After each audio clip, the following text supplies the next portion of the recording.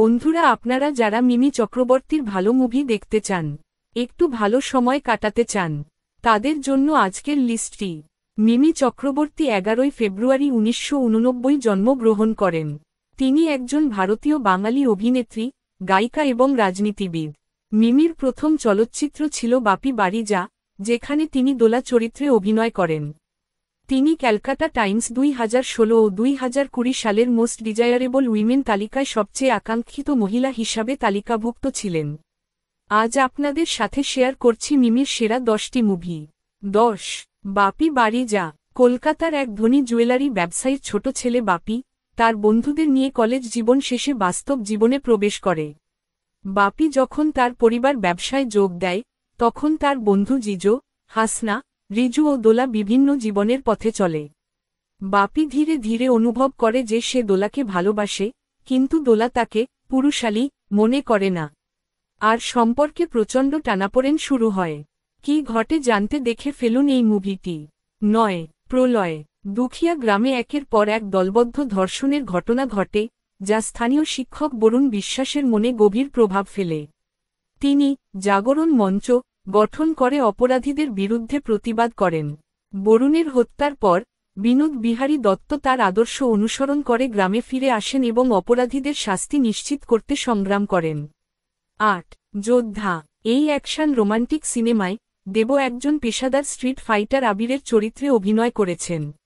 একদিন তিনি একটি অজানা মেয়ের সাথে যোগাযোগ করলে অতীত জীবনের স্মৃতি ফিরে পান। তিনি আবিষ্কার করেন যে অতীতে রাজকুমারী দুর্গা, মিমি এবং তিনি একসাথে যুদ্ধ করতে গিয়ে মারা গিয়েছিলেন। এখন তাদের পুনর্জন্ম হয়েছে এবং তাদের অতীতের শত্রুদের পরাজিত করতে হবে। এই সিনেমাটি 2009 সালের তেলুগু চলচ্চিত্র মগধীরা এর রিমেক। 7. জামাই 420। এই রোমান্টিক কমেডিতে তিনজন যুবক, সোহম, অঙ্কুশ এবং হিরণ, ব্যাংকক ভ্রমণে যান। সেখানে তারা তিনটি সুন্দরী মেয়ের সঙ্গে পরিচিত হন, মিমি, নুসরাত এবং পায়েল। প্রতিটি জুটির মধ্যে দ্রুত বন্ধুত্ব ও প্রেমের সম্পর্ক তৈরি হয়, কিন্তু একই সময়ে ভুল বোঝাবুঝি, জটিল পরিস্থিতি এবং হাস্যকর ঘটনা তাদের জীবনকে ঘোরে ঘোরে করে তোলে। যুবকরা প্রতিটি চ্যালেঞ্জ মোকাবিলা করতে চেষ্টা করে, আর হাসি মজার মধ্য দিয়ে সম্পর্কের গভীরতা বোঝার সুযোগ পায়। 6. বাজি। আদিত্যজিৎ একজন রহস্যময় পেশাদার ব্যক্তি, যিনি তার বাবার প্রতিদ্বন্দ্বী ব্যবসায়ী কে বর্ধন, সব্যসাচী চক্রবর্তী এর বিরুদ্ধে প্রতিশোধ নিতে চায়। এই উদ্দেশ্যে সে বর্ধনের মেয়ে কায়রা, মিমি চক্রবর্তী এর সাথে সম্পর্ক স্থাপন করে।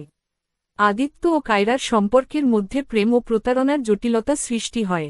কিন্তু আদিত্যের আসল উদ্দেশ্য কায়রাকে ব্যবহার করা, নাকি সত্যিই ভালোবাসা, এ প্রশ্নই গল্পের মোড় ঘোরায়।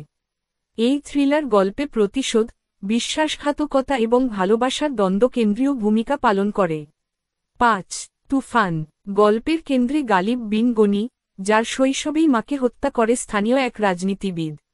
প্রতিশোধ নিতে গিয়ে সে নিজেই খুন করে বসে এবং ধীরে ধীরে গ্যাংস্টার জগতে প্রবেশ করে। বাশির নামের বড় মাফিয়ার হাতে গড়ে ওঠে সে, আরেক পরিচয় সবাই তাকে চিনতে থাকে তুফান নামে। ক্ষমতা, রাজনীতি আর অপরাধ জগতের খেলায় তুফান ক্রমশ দেশের সবচেয়ে ভয়ঙ্কর ডন হয়ে ওঠে। তবে তার জীবনে ভালোবাসা ও বিশ্বাসঘাতকতা দুইই আসে, যা গল্পকে করে তোলে আরও তীব্র। শাকিব খানের দ্বৈত অভিনয় আর মিমি চক্রবর্তীর আবেগময় উপস্থিতি সিনেমাটি আলাদা উচ্চ। 4. শুধু তোমারই জন্য। এই রোমান্টিক ড্রামায় আদি, দেব এবং নয়নতারা, শ্রাবন্তী একে অপরকে বিয়ে করে, কিন্তু তাদের অতীতের দুঃখজনক ঘটনা তাদের সম্পর্ককে কঠিন করে তোলে।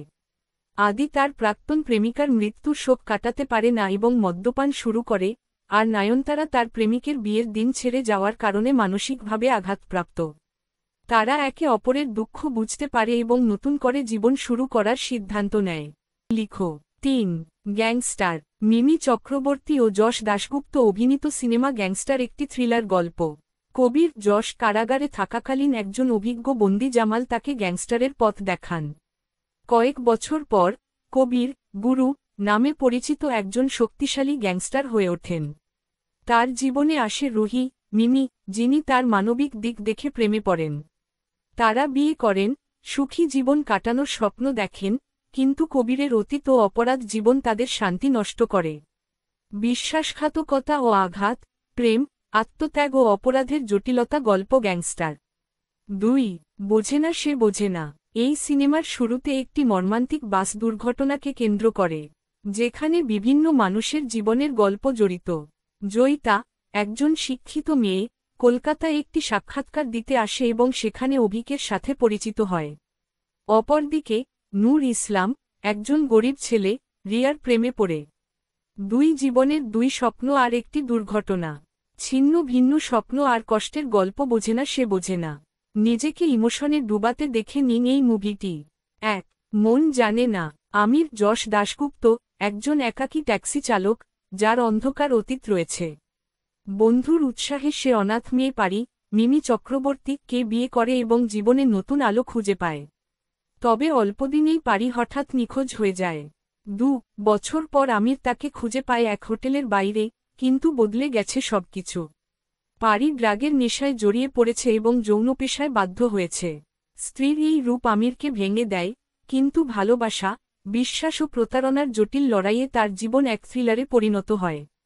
বন্ধুরা, এই ছিল আমার পছন্দের মিমি চক্রবর্তীর সেরা 10টি মুভি। আপনারা চাইলে এই মুভিগুলি দেখতে পারেন, কথা দিচ্ছি নিরাশ হবেন না। মিমি চক্রবর্তীর কোন মুভিটি আপনার সবথেকে ভালো লেগেছে কমেন্টে জানাতে ভুলবেন না। ভিডিওটি ভালো লাগলে একটি লাইক দিন এবং সাবস্ক্রাইব করে পাশে থাকুন। আপনার একটু সহযোগিতা আমাকে আরও ভালো কন্টেন্ট তৈরি করার অনুপ্রেরণা দেবে। অনেক অনেক ভালো থাকুন সবাই। আল্লাহ হাফিজ।